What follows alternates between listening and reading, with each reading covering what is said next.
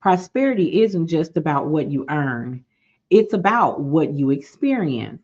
It's the freedom to create a life you love, the courage to evolve, and the ability to design joy on your own terms. As I always say, success moves at the speed of execution. And sometimes the most successful move you can make is choosing to rewrite your own story. Here we go! Nicole Johnson, Nicole Johnson, Nicole Johnson, let's go! And welcome to another episode of Prosperity Conversations. I am your host, the Nicole Johnson, and today's guest embodies reinvention, resourcefulness, and the pursuit of meaningful success. Ooh, if that does not sound right up my alley.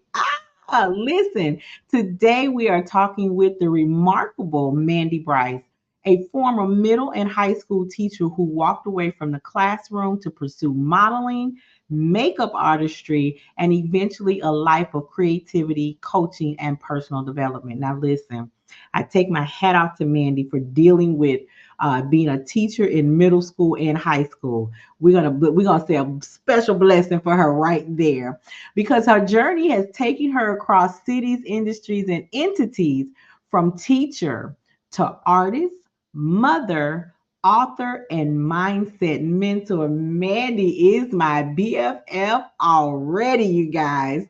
Through every transition, she has adapted, expanded, and built a life rooted in joy, intention, and evolution. Is she not the epitome of prosperity conversations?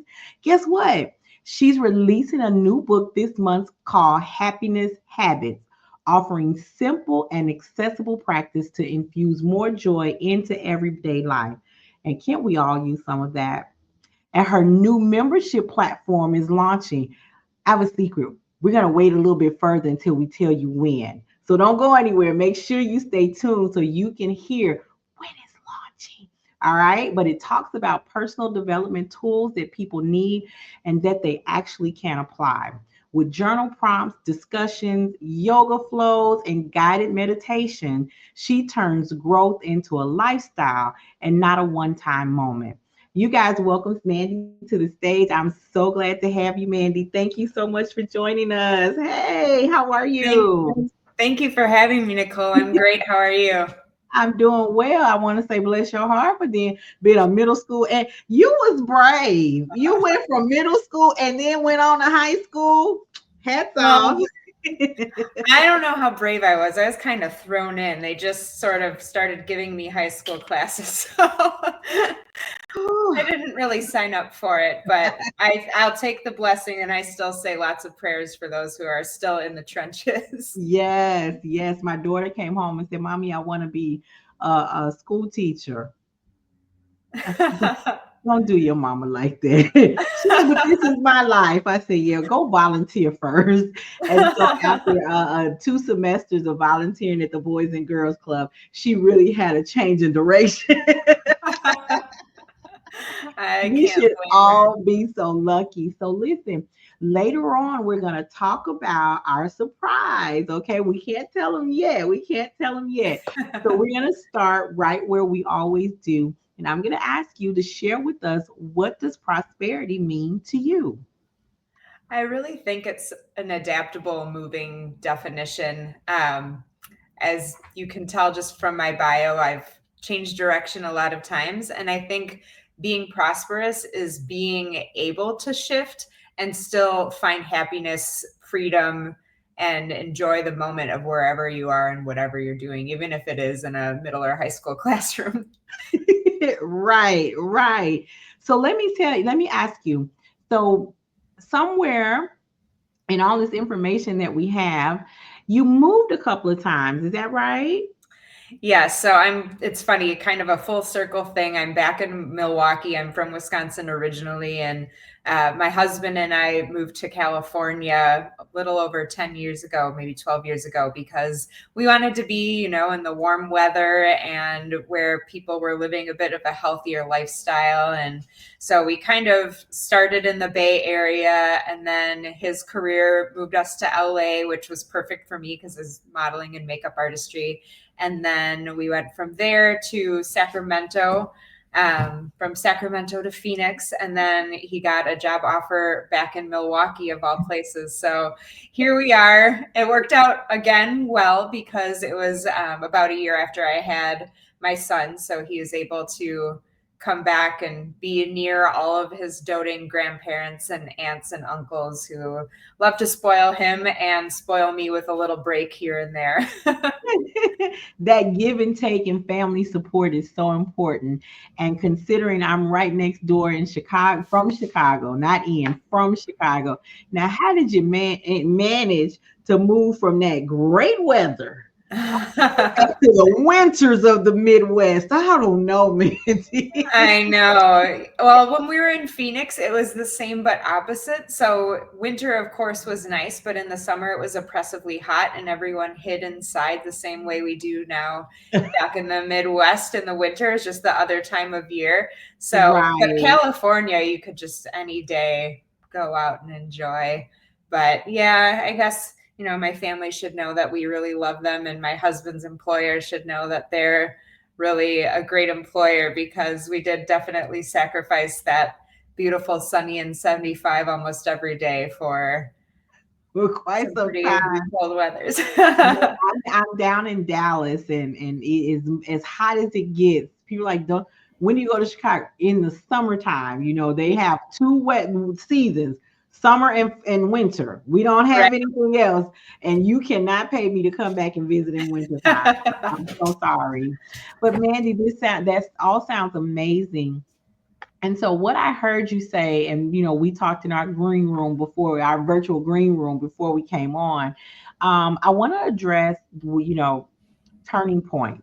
You reinvented yourself because you went from middle school to high school, however you got there, and then you went into modeling, like two different spectrums. What was the turning point to help you adjust and adapt? Well, I was modeling on the side while I was teaching. My agencies didn't really like when I would turn down auditions and such down in Chicago, actually, usually for teaching, but I just couldn't take off the day for an Right, audition. right. Paid shoot, perhaps, but for a 10-minute chance at something, I couldn't really do it. And over time, it was more and more stressful. The reason why we're praying for those teachers. Yeah. And political things started happening in Wisconsin that actually were putting my job at potential risk, because I'd only been doing it for 6 years at the time. And they were thinking of kind of introducing teachers with fewer requirements that they could pay less, and maybe moving those who weren't super tenured out. And I Mm. was talking to my mom, and I was just like, I could lose my job. And she's like, that could be the best thing that happens to you. If you lost your job, you could give makeup and modeling a real shot. And I started thinking about it more and more. And then I was like, yeah, that could be kind of good. And then I thought, well, if I'm thinking it would be good if I lost my job, that's not really somebody who I would want to teach my children, someone who had their foot out the door already. And so I kind of took that as a sign to start making an escape plan. And then, kind of made my transition at the end of that school year, and haven't been back in a traditional classroom since. Oh, I love it. I love it. So I heard you say you haven't been back in a traditional classroom. So let's move into that part of what you're doing now, where you're still teaching just outside of the classroom. Yeah, now I'm actually a yoga instructor. I teach a few days a week, and then I do special events here and there. I've done a book club retreat. I last week, well, not last week when this airs, but I did a charity event where we had yoga with adoptable kittens in a gym. And so the kittens were around snuggling with people during the more relaxing poses, or standing on shoulders and backs during different stretches, and they were available to be taken home. And then it was also a for donation class. So people paid money and it went to a cat rescue. And then I also encouraged people to bring non-perishable food items. So I have a big, huge bin of food for a food pantry. So it was a really great event that I think benefited a lot of kitties and families in Milwaukee. Oh, that is excellent. Now, I have never heard of a retreat with cats part of the yoga program. Listen, my sisters are so creative. Well, I've seen ads where people are spending like $65 to do an hour of yoga with puppies, or I've seen goat yoga, which scares me because they have hooves and I don't feel like it's relaxing to So be around wait a minute. Wait. Are you saying people pay $65 for an hour with a puppy? Yeah, and the money, it's like breeders work with yoga teachers, and then so it's all for profit, which is great. Like, I'm not saying that people shouldn't, make your money, please. But there's so many, animals that are in rescues and shelters that need homes, and so I don't like the support of the breeders. And so I thought, I see this and it annoys me every time, and when I'm doom scrolling and getting depressed about the world already. So what am I going to do? So I just started sending some messages to friends who I know volunteer and work with rescues. And I'm allergic to cats, but they're still cute. And it was like the low hanging fruit of something I could organize quickly. I'm still working Right. on puppies, but we'll see what we can do.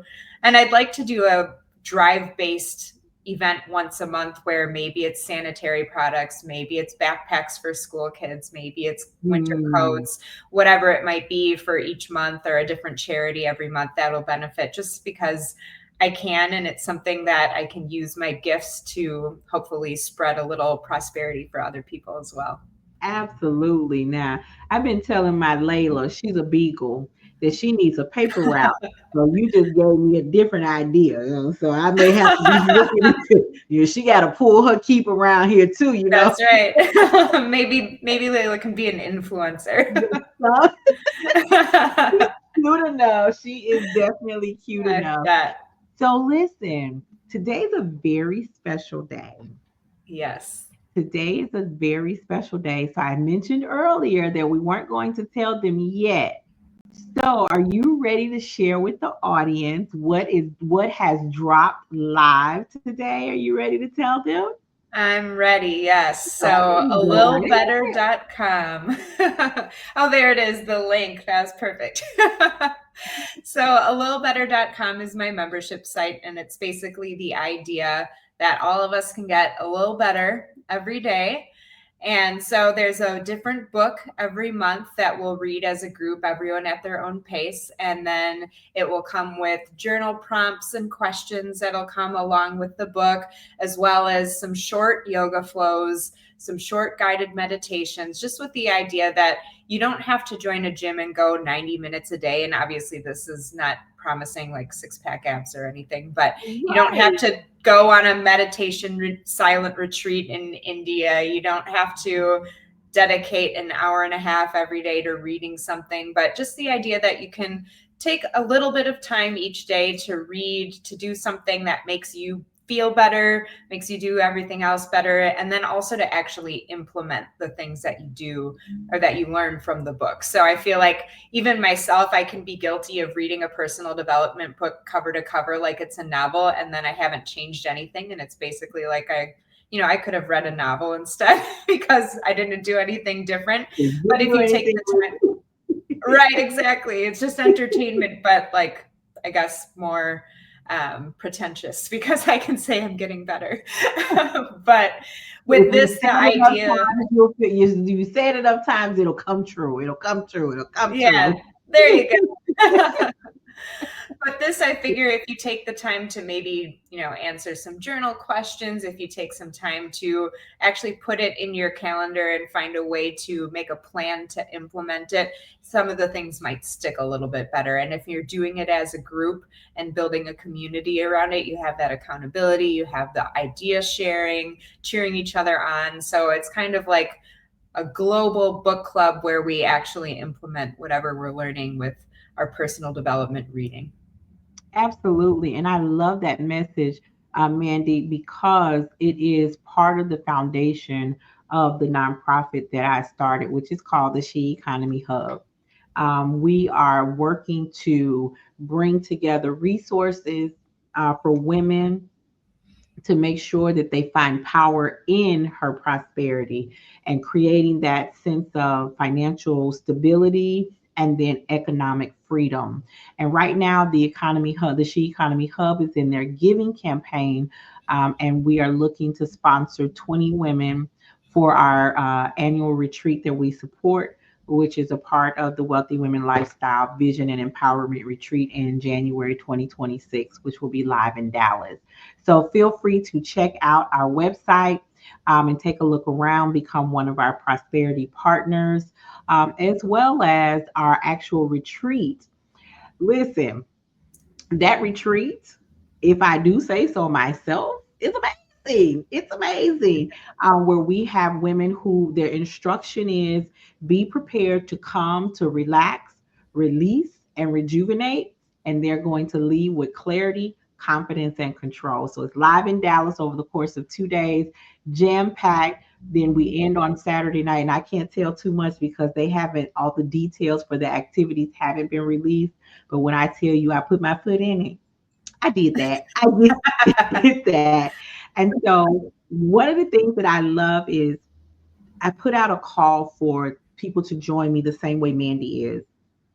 Had no idea who was going to answer that call. And so, if you feel that you have a story that is another definition of the traditional word of prosperity, I want you to check out the Prosperity Conversations for 2025 and join us because we support each other by sharing our testimonies. You don't have to learn everything by experience. That's why history books are written. So I am going to ask Mandy another question, and this is something that I like to hear from all of the people who were generous enough to come and talk with us and share part of their story. So, Mandy, there's a woman out there somewhere who may be watching this right now, and she's feeling stuck and unseen. What would you say to her to get her started on her journey? I guess it kind of reminds me of the way I felt when I decided to suddenly do a cat yoga event is just to do something and don't feel bad if it's low hanging fruit. It's still fruit. And the momentum from doing that one thing, even if it's just sending an email, even if it's just decluttering your office so that you're ready to meditate or do some brainstorming or check out the She Economy Hub or something, it just gets you a little bit of momentum. And then once you feel like, okay, you get that little win, you have the energy behind it, the next thing Mm. will come and it may be what you expect. It may be something totally out of left field, like yoga with cats that you're allergic to, but you'll feel good after and then you'll just keep rolling and just go where it takes you. That is wonderful. I do believe I've had a coach remind me quite frequently that clarity comes in doing. If once you do it, you that it might not be the right thing, but you won't know if it's the right thing if you don't at least do it one time. So once you do it, it's either right or it's not. And if it's not, try something else. Right. Right. So, Mandy, thank you for your transparency, your joy, your fearless reinvention. Because again, from the teacher to the to modeling, two big different spectrums, but you've done it again and again and again. Your story is a reminder that prosperity isn't something that we arrive at, it's something that we design. And it's most important, if you guys don't take anything else from this, always remember prosperity isn't something you chase, it's something you choose. And it's not about being perfect, it's about making progress. Success moves at the speed of execution, but you got to take the first step. This has been another episode of Prosperity Conversations, and I am the Nicole Johnson. Until next time.